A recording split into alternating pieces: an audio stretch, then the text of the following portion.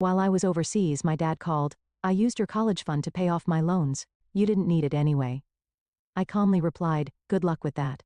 When he realized what I'd done, it was already too late. You didn't need it anyway, my father said, his voice casual through my phone speaker, as if he hadn't just admitted to stealing my entire college fund. Besides, what's done is done. No point getting upset about it now. My name is Vanessa, and at 25 I was standing in my tiny apartment in London, listening to my father explain why he drained the account that was supposed to fund my final year of college. The fund I'd built through scholarships, part-time jobs, and careful savings since high school. How much is left? I kept my voice steady, though my hands were shaking. Left? None of it's left, honey. I had some debts to clear up, but don't worry, you're smart, you'll figure something out. Figure something out like I had a choice. Like he hadn't just stolen 4 years of my hard work while I was studying abroad, unable to stop him because he'd remained a cosigner on the account I'd opened at 17. I see, I said quietly. Well, good luck with that. That's my girl, he replied, mistaking my calm for acceptance. Always practical. Just like your old dad. Listen, I've got to run. Meeting some friends for drinks. We'll talk soon. Meeting friends for drinks. With my money. My future. I sat down at my small desk, overlooking the London street I'd fallen in love with during my semester abroad. 3 months left until I had to return home. 3 months to figure out how to salvage my senior year after my own father had pulled the rug out from under me. My phone buzzed again. This time a text from him. Don't mention this to your mom or grandmother, no need to worry them. Of course, he didn't want them to know. Just like he hadn't wanted them to know about his gambling debts, his failed business ventures, his pattern of borrowing money he never repaid. I opened my laptop and began making a list. First, documentation. Bank statements showing the account's history, proof of my deposits, records of the scholarships I'd earned. Then research, legal resources, financial aid options, potential part-time jobs. My father had always underestimated me, treated me like his backup plan. Good thing you're pretty, he'd say when I brought home straight as if my academic achievements were somehow less important than my appearance. You can always marry rich if college doesn't work out. But I hadn't worked this hard, come this far, to let him derail my future. He thought I was being practical when I calmly accepted his theft. He had no idea that practical was exactly what he should fear. Over the next week I pieced together the extent of his betrayal. The account had held just over $42,000, money I'd earned through academic scholarships, summer jobs, and careful budgeting. My father had withdrawn it all in a series of transfers over the past month, each one just small enough to avoid raising immediate red flags. My roommate, Emma, found me surrounded by bank statements one evening. Your father did what? She exclaimed, reading over my shoulder. Can't you report him for theft? The account still had his name on it, I explained. Legally, he had every right to access it. I just never thought he'd actually do this. I should have known better. Should have remembered how he'd borrowed my birthday money throughout my childhood, always promising to pay it back but never doing so. How he'd tried to convince me to take out extra student loans in my name, claiming he'd help me repay them. My phone kept buzzing with text from him. Don't stress about the money. You worry too much. Maybe this is a sign you should take a break from school. I know some guys who could get you a modeling job, better money than that degree. Each message revealed more about how little he valued my education, my independence, my future. To him, I was just another resource to exploit, another safety net for his poor choices.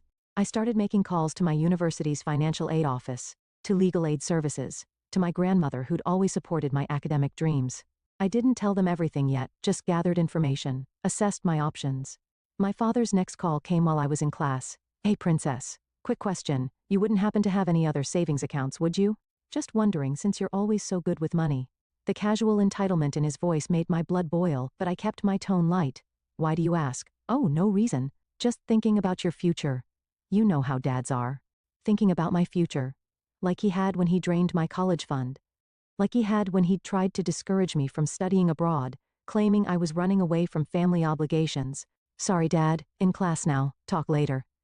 I hung up and opened my laptop, adding another item to my growing list. Close any remaining accounts he might know about. Transfer everything to new accounts at a different bank. That evening, I received an email from my grandmother. Called your father today. He seemed nervous when I asked about your college fund. Is everything okay? I smiled, imagining his discomfort. He'd always been afraid of my grandmother, the only person who'd ever successfully held him accountable. Can we talk? I wrote back. There's something you should know. My grandmother's response was immediate and fierce. After hearing the full story, she called an emergency family meeting without my father present. That man, she fumed over our video call, my mother and aunt sitting beside her, has gone too far this time. Stealing from his own daughter?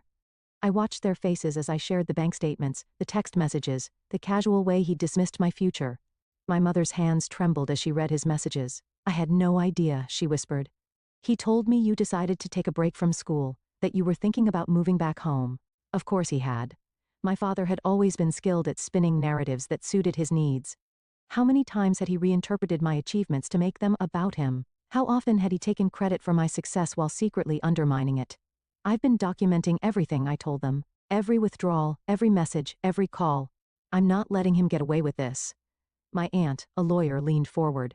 The account issue is tricky since he was a co-signer, but there might be other angles we can pursue. Has he made any promises in writing about repaying the money? I pulled up more screenshots, emails where he'd acknowledged the money was for my education, texts where he'd casually mentioned paying me back someday. Perfect, my aunt said. Not legally binding, but excellent leverage for what comes next. What comes next? My mother asked. Next, my grandmother declared. We make Gregory realize exactly what he's done and whom he's done it to. The plan came together quickly. My grandmother would confront him first, letting him know the family was aware of his actions. My aunt would draft a formal demand letter, laying out his options for making restitution. And my mother would finally file for the divorce she'd been hesitating over for years. He's always underestimated you, my grandmother said. Treated you like an extension of himself instead of your own person. Time to show him who you really are. That night my father called again. Your grandmother seemed upset today, he said carefully. You didn't tell her anything, did you?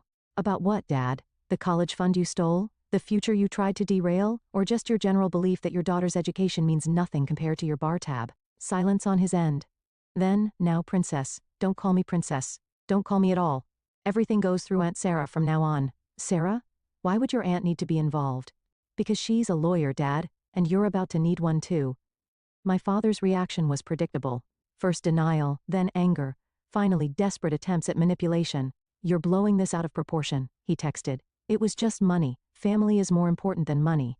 I forwarded each message to my aunt without responding. Let him dig his hole deeper.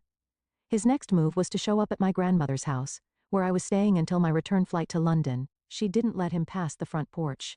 How dare you, she demanded, loud enough for the neighbors to hear. Stealing your daughter's college fund, have you no shame? Mother, please. He tried to lower his voice. This is a family matter. Exactly. And you've betrayed your family. Now leave before I call the police. He left, but the text continued. Your grandmother's turned you against me. I'm your father. You owe me respect. After everything I've done for you? I thought about everything he'd actually done for me. How he'd tried to discourage my academic achievements. How he'd borrowed my childhood savings. How he'd treated my success as something he could cash in on whenever he needed.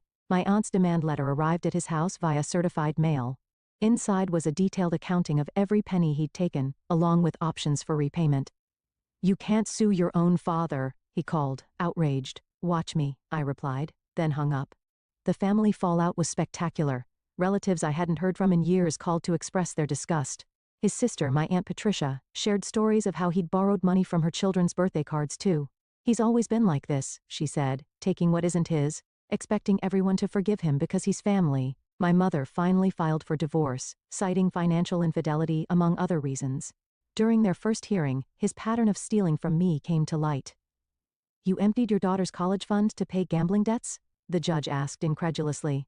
I was going to pay it back, he protested weakly. With what money? According to these statements, you haven't held a steady job in 3 years. His carefully constructed image of the fun-loving, generous father was crumbling. Every attempt to defend himself just revealed more of his true nature. The university's financial aid office proved surprisingly helpful once they understood the situation. They helped me secure emergency funding and worked out a payment plan for my final year. My grandmother insisted on covering what she could, though I was hesitant to accept. Unlike your father, she said firmly. I understand the value of education and of keeping promises. My father's response to the demand letter was to claim poverty, insisting he had no way to repay what he'd stolen. Then my aunt discovered his new car purchase, the vacation photos he'd posted on social media, the country club membership he somehow still maintained. He's not broke, she explained. He's just good at hiding assets, but not good enough. His text messages grew increasingly desperate. You're ruining my life. My own daughter turning against me like this. I raised you better than this. Each message showed more of his true colors. The loving father act dropped away, revealing the manipulator beneath. The final straw came when he tried to turn my younger cousins against me, telling them I was trying to bankrupt him out of spite. Instead, they shared screenshots of his messages, adding to my growing file of evidence. Remember when Uncle Greg told us our college funds were safe with him? My cousin Jake wrote. Guess we know what that meant. My aunt helped them secure their own accounts before he could strike again. His pattern of financial abuse was finally being exposed, one family member at a time. During my mother's divorce proceedings, more revelations surfaced. He'd been hiding money for years, taking out loans in her name, even trying to remortgage their house without her knowledge. He's been treating the whole family like his personal ATM, my mother realized. And we all just kept making excuses for him. My grandmother arranged a family meeting, again, without him present. Relatives shared stories of loans never repaid, promises broken, trust betrayed. Each story strengthened our resolve to hold him accountable. He's always counted on family loyalty to shield him from consequences, my aunt observed. Time to show him that loyalty goes both ways. The consequences hit my father like dominoes falling. First, my mother's divorce attorney uncovered his hidden accounts, leading to a much larger settlement than he'd anticipated.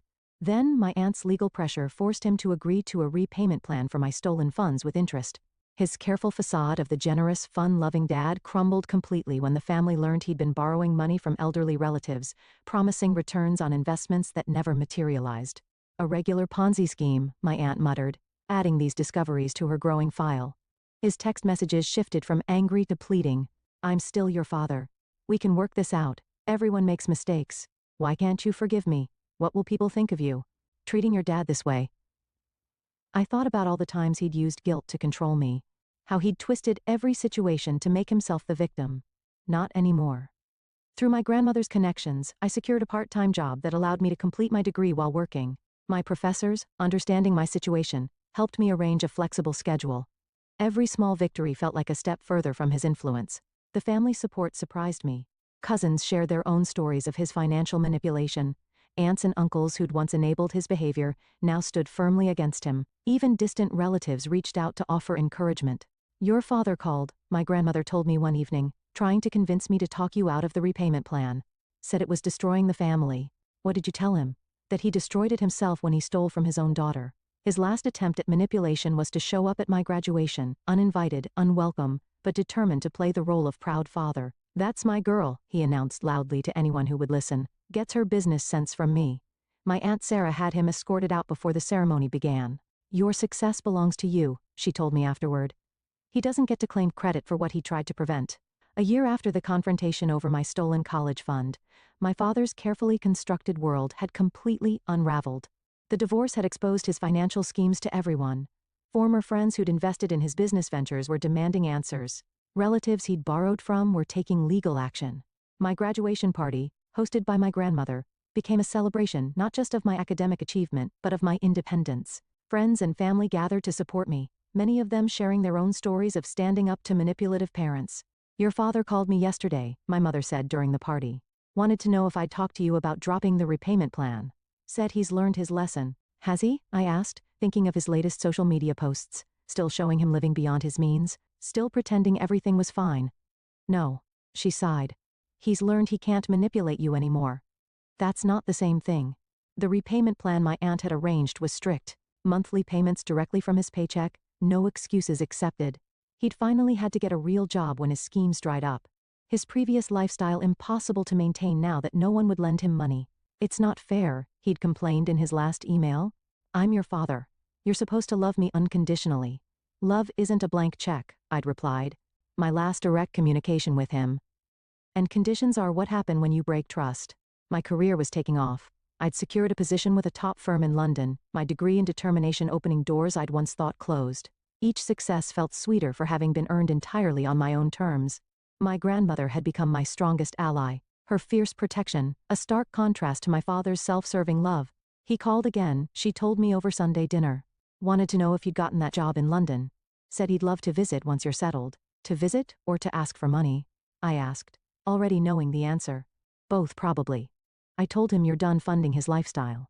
The family dynamics had shifted permanently. Relatives who'd once enabled his behavior now shared warnings about his latest schemes. His sister, my Aunt Patricia, had started a family group chat specifically to track his attempts at manipulation. He tried to convince my son to co-sign a car loan, she reported one day, told him it would help build his credit. Sound familiar? It did. He'd tried the same tactic with me at 18, attempting to saddle me with debt before I'd even started college. Back then, my grandmother had intercepted the paperwork and warned me about predatory practices, including those from family members.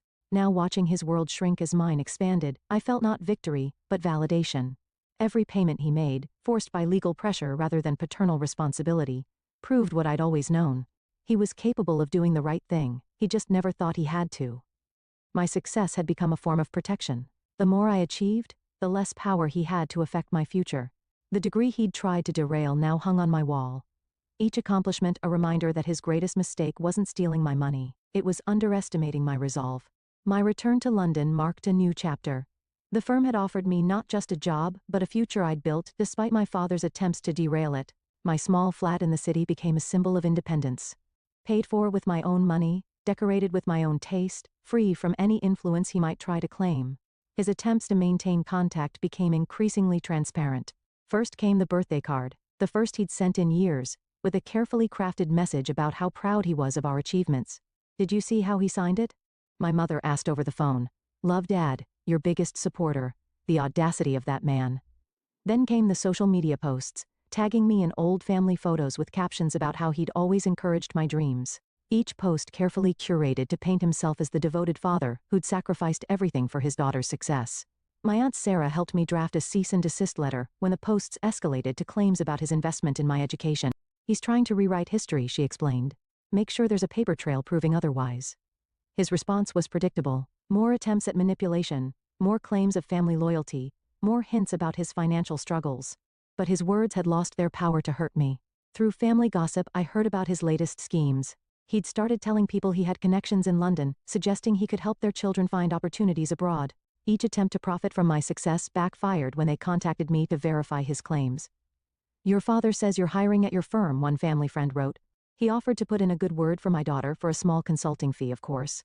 I wrote back explaining that my father had no connection to my firm, no influence over hiring, and no right to charge fees for false promises. Each response felt like another brick in the wall between his lies and my truth.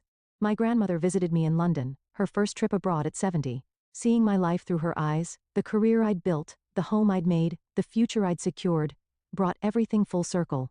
You know what makes me proudest, she said over dinner at my favorite local pub. Not just what you've achieved, but how you achieved it. You didn't let him turn you bitter. You just got stronger.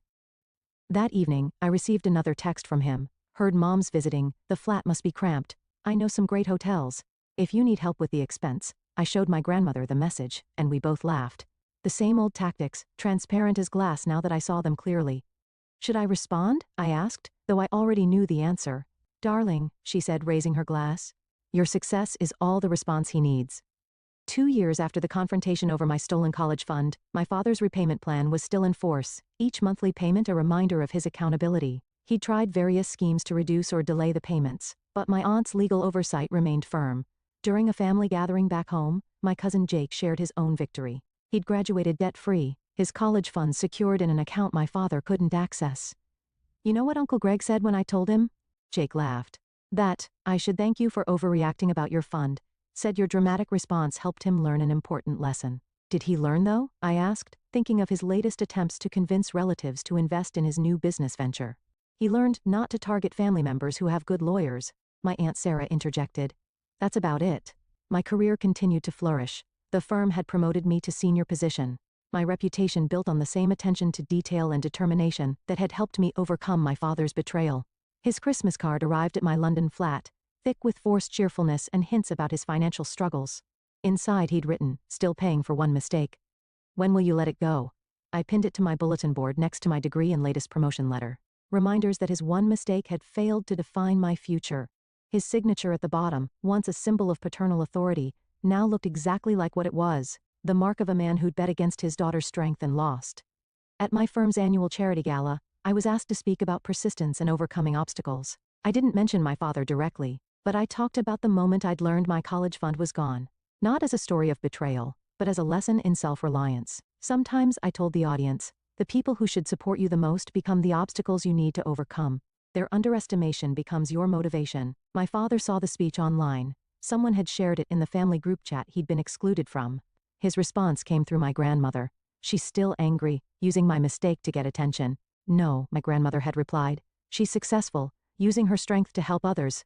There's a difference. The last payment from my father arrived on a Tuesday, the final installment of the money he'd stolen. He'd attached a note. Now can we be family again? I filed the receipt with all my other documentation, the bank statements, the demanding texts, the social media posts where he'd tried to rewrite history, not because I needed them anymore, but as a reminder of how far I'd come. My mother, now happily remarried, put it best. He thought taking your money would keep you dependent on him. Instead, it set you free. She was right. Every attempt he'd made to hold me back had pushed me forward instead. His greatest punishment wasn't the repayment plan or the family's disapproval. It was watching me succeed without him, beyond him, despite him,